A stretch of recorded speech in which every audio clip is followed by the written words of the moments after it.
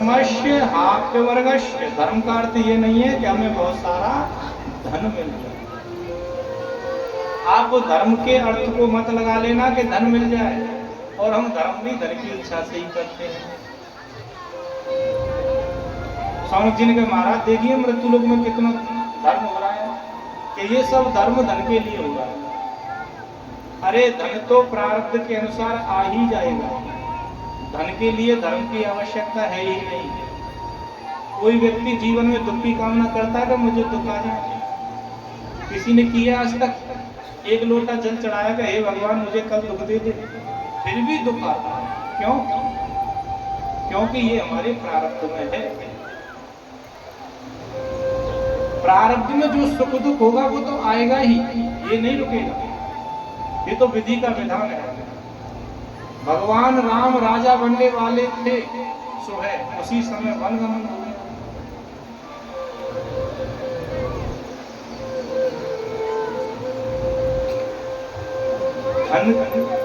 धन अगर तुम पे है तो वो धर्म के लिए हो सकता है, पर धर्म धन के लिए।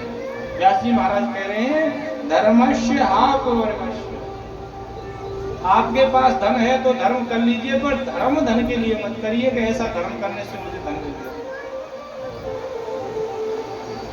धर्मस्य हाप्यवर्गस्य नार्थो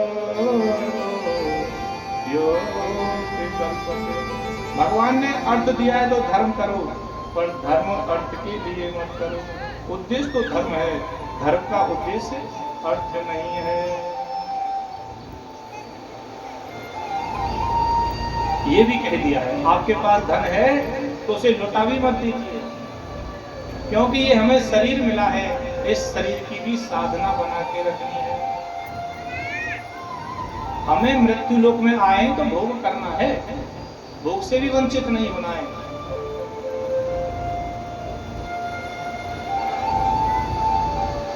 संसार में रहना आवश्यक है, संसार में ही रहना होगा, पर संसार में फंसना नहीं।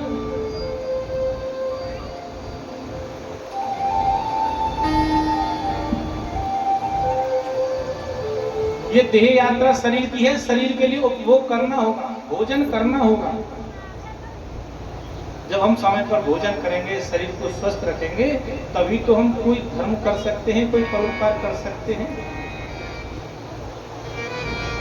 तो केवल भोग हमें इतना करना है जिससे हमारा देह यात्रा पूरी हो जाए, हमारा जो परिवार है उसका यात्रा सुगमता से हो जाए। दुख में मत घबराना पंछी, ये जग दुख का मेला है। चाहे भीड़ बड़ी अंबर में उड़ना तुझे अकेला है।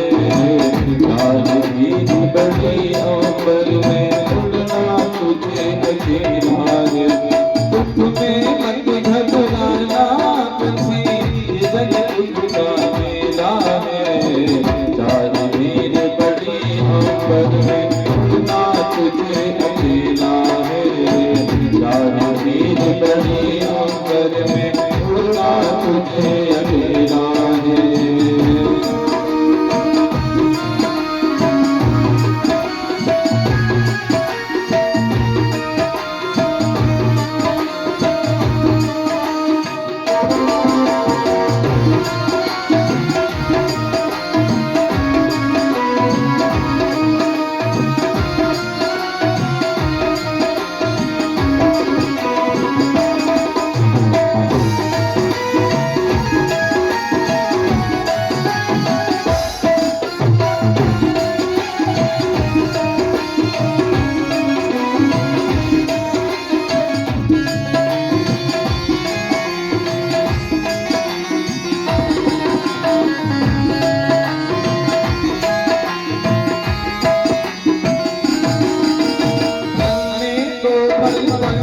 तेरे और गगन की ये दूरी, बच गया तो कैसे होगी मन की अभिलाषा पूरी। मन की अभिलाषा पूरी, मन की अभिलाषा पूरी। उसका नाम अमर है जग में, उसका नाम अमर है जग में, जिसने संकट झेला है। चाहे वीर बड़ी उम्र, उसका तुझे झेला है। चाहे वीर बड़ी उम्र में, उसका तुझे झेला है। उसने मत बदलावा पक्षी, जग तुम्हारा है। चाहे वीर बड़ी उम्र में, उसका तुझे अकेला है। चाहे वीर बड़ी उम्र में, उसका तुझे अकेला है।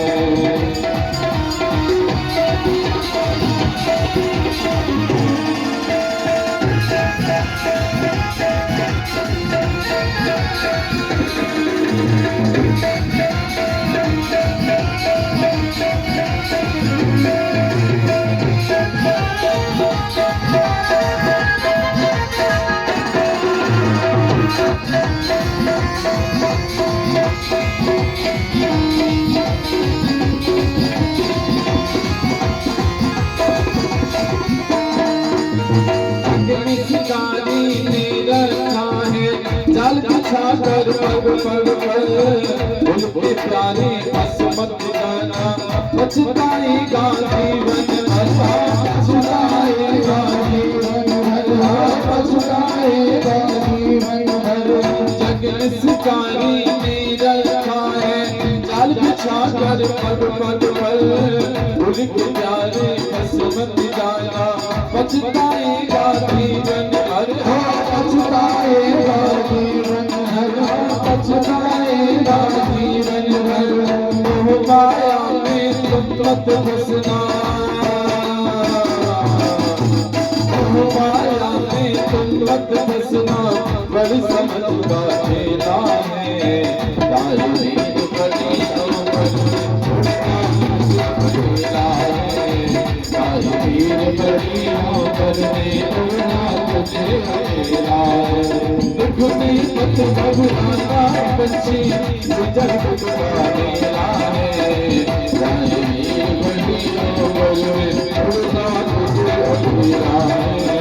चाहे वीर बड़ी उम्र में, उड़ना तुझे अकेला है।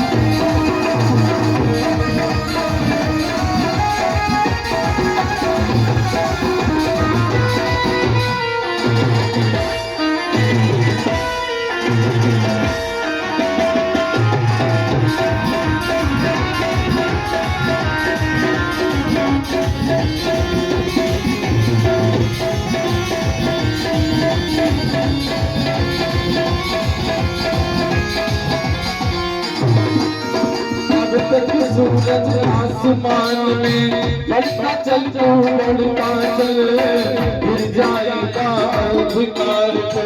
बड़ा कठिन होगा पल पल, हाँ बड़ा कठिन होगा पल पल, हाँ बड़ा कठिन होगा पल पल।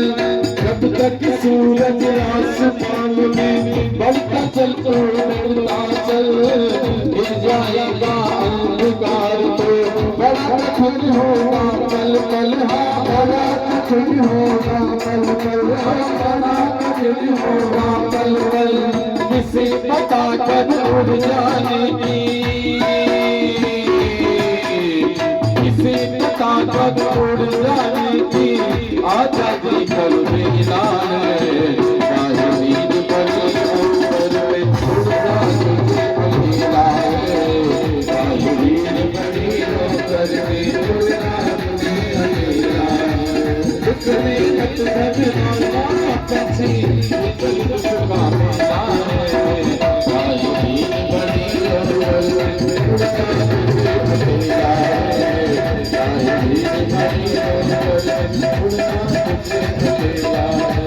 उड़ना तुझे अकेला है, उड़ना तुझे अकेला है। दुख में मत घबराना पंछी, ये जग दुख का मेला है। चाहे वीर बड़ी अंबर में, उड़ना तुझे अकेला है। चाहे वीर बड़ी अंबर में, उड़ना तुझे अकेला है। बोलिए श्री वृंदावन बिहारी लाल की जय जय श्री राधे श्याम। सूत जी महाराज यही कहना चाहते हैं कि इस जीवन में सुख दुख को भगवान की कृपा मानते हुए और अपने धर्म का पालन करते हुए, अपने व्यवहार को मधुरता के साथ पालन करते हुए हमें उस तत्व का ज्ञान करना है, उस तत्व की शरण चरण ग्रहण करनी है। और सौनक जी ने प्रश्न कर दिया। ये भागवत कथा है, सौनक जी के प्रश्न है और सूत जी के उत्तर है। जहाँ सौनक जी का मन चलता है वही प्रश्न कर देते हैं, उन्हीं के उत्तर। महाराज वो तत्व क्या है? कोई कहता है निर्गुण निराकार, कोई कहता है सगुण निराकार, कोई समाधि में बैठा है उस निर्गुण निराकार की साधना कर रहा है, कोई सगुण साकार का उपासक है। ये है क्या? किसकी भक्ति करनी चाहिए? बात आई निर्गुण निराकार और सगुण साकार, तो बड़ा सहज उदाहरण दिया गया। जल है, जल वो निर्गुण निराकार, और उसी जल को हम फ्रिज में रख देते हैं, वो बर्फ बन जाता है, बर्फ बन जाता है, तो वो हो गया सगुण साकार। उसे क्या कहेंगे? बर्फ। जैसे जल पकड़ में नहीं आता है, निर्गुण निराकार पकड़ में नहीं आता है, जब वो निर्गुण निराकार तत्व सगुण साकार फ्रिज में बर्फ बन गया तो आप हाथ में पकड़ सकते हैं। जल से कहेंगे जो पकड़ लो, पकड़ लेंगे? ऐसे ही वो निर्गुण निराकार जब कृष्ण कन्हैया बन के आए तो मैया ने रस्सी से बांध दिए। तत्व वही है, निर्गुण आकार और सगुण आकार। महाराज निर्गुण निराकार कौन होता है? निर्गुण भी हो और कोई आकार भी ना हो।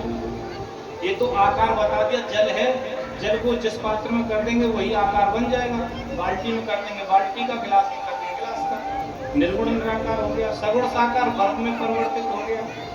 और निर्गुण निराकार, निर्गुण भी हो निराकार भी ना हो, वो क्या है? उसका हमारे गुरुदेव भगवान ने बहुत अच्छा व्याख्या किया है। जैसे जल है, दोनों उदाहरण जल से हैं। जैसे जल में बिजली, जल में बिजली, ये बिजली किससे बनती है? ये जो हम लाइट है हम देख रहे हैं, आधुनिक युग का प्रकाश, ये जल से ही बनता है। पर लेकिन हम ये कहें इस जल में बिजली है, आपको दिख रही है? जल का कोई, बिजली का कोई गुण दिख रहा है, बिजली का कोई आकार दिख रहा है। जब इस जल से बिजली वैज्ञानिकों द्वारा तार में लाई गई, जैसे तार में ला दिया गया, अब हम तार में कहीं ये बिजली दिख रही है तो दिखेगी नहीं, और उसे पकड़ लेंगे तो करंट मारेगा, यानी कि गुण दिखाई देगा, सगुण हो गया। और वही बिजली जब बल्ब में आ गई तो वो सगुण साकार हो गई। साकार हो गई, प्रकाश फैल गया और गुण भी दिख रहा है कि बिजली। यही अंतर है उस परम तत्व में, है तत्व वही है। बिजली पानी वाली, तार में आई करंट लगा, वही बिजली बल्ब में आई प्रकाश हो गया। उसी बिजली के तार को हम कूलर में जोड़ रहे हैं, हवा दे रहा है। वही बिजली हम इंडक्शन में लगा रहे हैं, प्रसाद बन रहा है। वही बिजली एसी में लगा रहे हैं, ठंडक बन रही है वही तत्व परमात्मा। वो कभी राम बन के आते हैं, कभी कृष्ण बन के आते हैं, कभी नरसिंह बन के आते हैं, कभी कश्यप बन के आते हैं, कभी हंस बन के आते हैं। तत्व वही एक है। जैसे कुम्हार, कुम्हार के पास बर्तन बनाने के लिए मिट्टी होती है, उसी मिट्टी से आकर वो दिवला का देता है, उसी से वो सुराही का देता है, उससे वो गढ़ा का देता है। और तत्व क्या है? किसके बने हैं सब? मिट्टी के। उसी मिट्टी के हैं वही परम तत्व परमात्मा भगवान श्री कृष्ण है, जो कभी राम बन के आते हैं, कभी श्याम बन के आते हैं, कभी नरसिंह बन के आते हैं। ऐसे परम श्री कृष्ण भगवान के चरणों में प्रीति करना ही जीव मात्र का परम धर्म है। इससे बड़ा परम धर्म कोई है ही नहीं।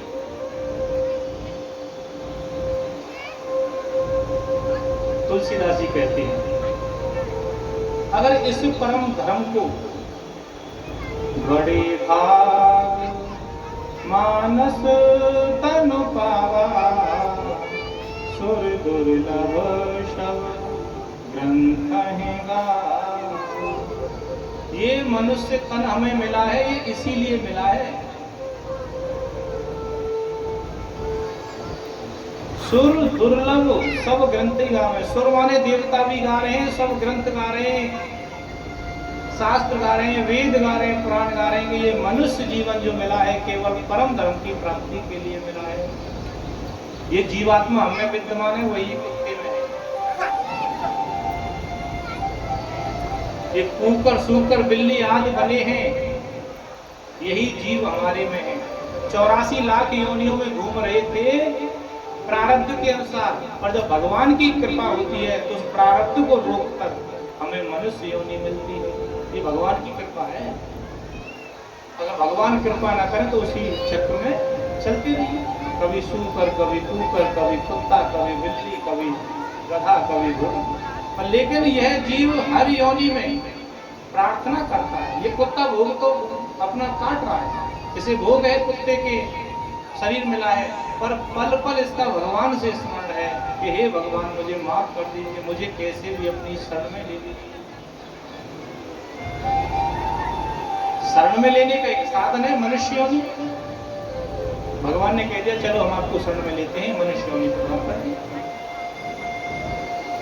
बड़े भाग, कितने बड़े भाग हैं कि भगवान ने असीम कृपा की है कि 84 लाख योनियों में से हमें आप सबको मनुष्य देह दी है। तो मनुष्य देह भोग के लिए नहीं है, मनुष्य देह तो उपासना के लिए है। ये काम और वासना तो प्रत्येक योनि में मिलेंगी और मिल रही है। ये तो उपासना देह है। अब इस उपासना देह का हम दुरुपयोग करेंगे तो फिर हमें कौन सी देह मिलेगी? यातना देह, जो सीधी नरक में जाएगी, वहां यातना देह मिलती है। फ्लेक्सिबल शरीर हो, वो शरीर से मारकाट होगी, पर लेकिन वो शरीर यातना का है, वो न कटेगा न फटेगा। साधन धाम मोक्ष कर द्वार, जो साधन है धाम प्राप्त करने का, जो साधन है वो ये केवल ये शरीर है। ये मनुष्य शरीर ऐसे मानिए कि हम बहुत ऊंची सीढ़ी पर खड़े हैं और अगली सीढ़ी से पैर रखते भगवान का धाम है, और नीचे की सारी सीढ़ियां 84 लाख योनि है। अब ये हमारे ऊपर है कि हमें कौन सी सीढ़ी पर पैर रखना है। अगली सीढ़ी पर रखना है तो परम धर्म का पालन करिए। अगर परम धर्म का पालन नहीं करेंगे तो धाम जिसमें उसी नीची सीढ़ी पर हैं, उसी 84 लाख योनियों में विचरण करना। बोल वृंदावन बिहारी लाल की। अब सूत जी महाराज से सौनक जी ने प्रश्न किया है, महाराज भगवान नारायण ने ब्रह्मा जी को जब ये भागवत कथा श्रवण कराई तो 4 श्लोकों में कराई, वेद व्यास जी को क्या जरूरत पड़ी कि इसके 18,000 श्लोक किए? वेद व्यास जी ने उस 4 श्लोकों के ही 18,000 श्लोक किए। उन्हें क्या जरूरत पड़ी थी? क्या ऐसा कारण हुआ? किसने कहा था कि आप इसे 18,000 श्लोकों में कृष्ण कथा में गाएंगे? अरे भागवत पुराण की उन्हें आवश्यकता क्या पड़ी? उन्हें 17 पुराण तो पहले ही बना दिए हैं। व्यास जी ने 17 पुराण लिखे इनसे पहले, 18वें पुराण की आवश्यकता क्यों पड़ी? और फिर सभी पुराणों में सबसे सर्वोत्तम पुराण श्रीमद् भागवत कथा, ये कृष्ण कथा क्यों हुई? अरे 17 पुराणों से भी पहले उसने एक वेद था जिसे ऋग्वेद कहते हैं, यजुर्वेद, अथर्ववेद, सामवेद, 4 वेदों को विभाजित कर दिया, तभी उनका नाम व्यास पड़ा।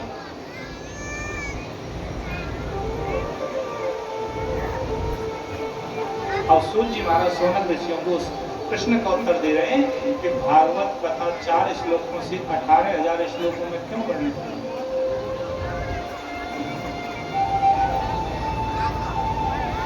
वेद व्यास जी 17 पुराण लिखने के बाद चिंतित है, मन असंतोष है।